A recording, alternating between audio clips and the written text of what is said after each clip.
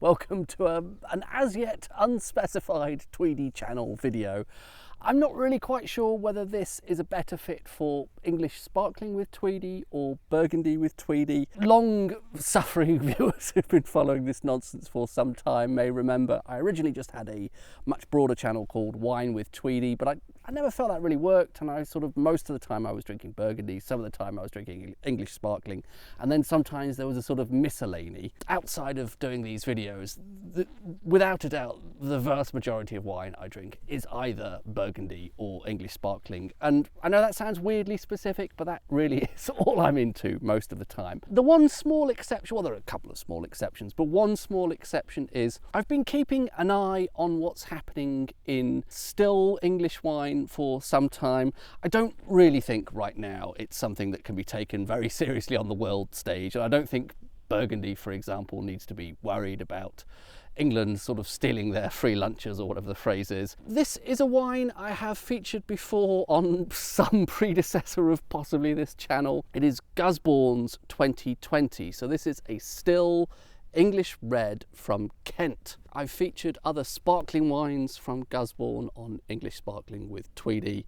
And as I say, there was that old video, I'll put a link to it up there, where I was tasting this particular vintage. And that was partly spurred on by an even older Tweedy Outdoors video where I went down to Kent. I went to visit Kit's Coty and some of the Medway megaliths, and it seemed appropriate to have an earlier vintage of this Gusbourne then.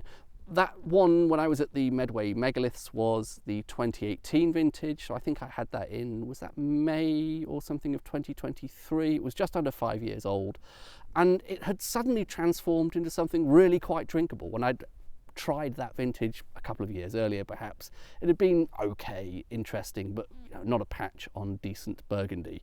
Whereas at that just under 5 year point, it was suddenly really impressive. I believe I last did this video trying Gusbourne's 2020 about a year ago now. I think it was the summer of 2023. So at that point, the 2020 vintage would have been just under 3 years old. I thought it was okay again, but I didn't really think it was blowing me away exactly. It wasn't anything to get particularly excited about. So a year on, we're now in late summer, just about coming up to harvest time for English vineyards, actually September of 2024. This 2020 vintage is a decent 4 years old. I've been starting now and again to enjoy some Burgundy from 2020. So if, for example, a Gevrey Chambertin from 2020 can be in decent condition now, then why can't an English still Pinot Noir also be in decent shape? It also seems appropriate now because that old, now buried Wine with Tweedy video, I was sat by the Thames and met a flock of geese during the course of the evening. It was a slightly surreal evening. The logo for Gusbourne, I think, hopefully you can see that. Sorry, this thing doesn't have a macro lens. I think, as the name Gusbourne suggests, I think it possibly has some bearing on geese, doesn't it?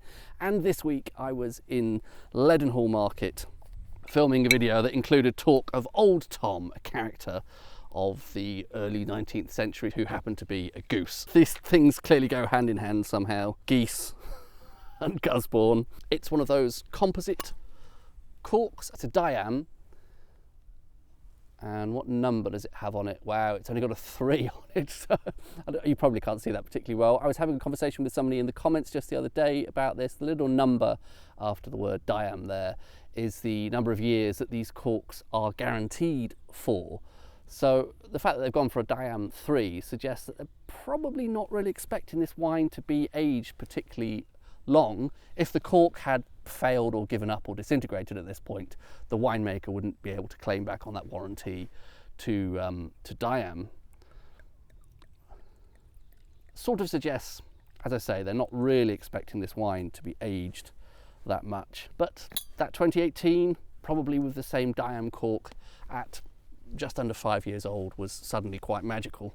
On the nose, still getting actually a reasonably youthful kind of cherry nose. Part of the reason I say it's youthful is, for some reason, particularly in England, young Pinot Noir still red wines often have this kind of menthol note to them, and that's there a little bit. It's, I think, as I probably said before with one of those earlier tastings, tunes, cough sweets were they, or throat sweets or something, these sort of boiled sweets. I don't know if they even still exist anymore, but the cherry flavour of those. I'm unfortunately getting something a bit sort of struck match and or woody. It could be veering more towards the woody there. And I remember one of the issues I had with that, I think it was the 2018 vintage of this Gusbourne Pinot Noir in its youth, was that it was just overwhelmingly oaky. It's not a great start, but quite often relatively young Pinot Noir does need to just air for quite a bit before it comes into its own. So shall we give this a taste?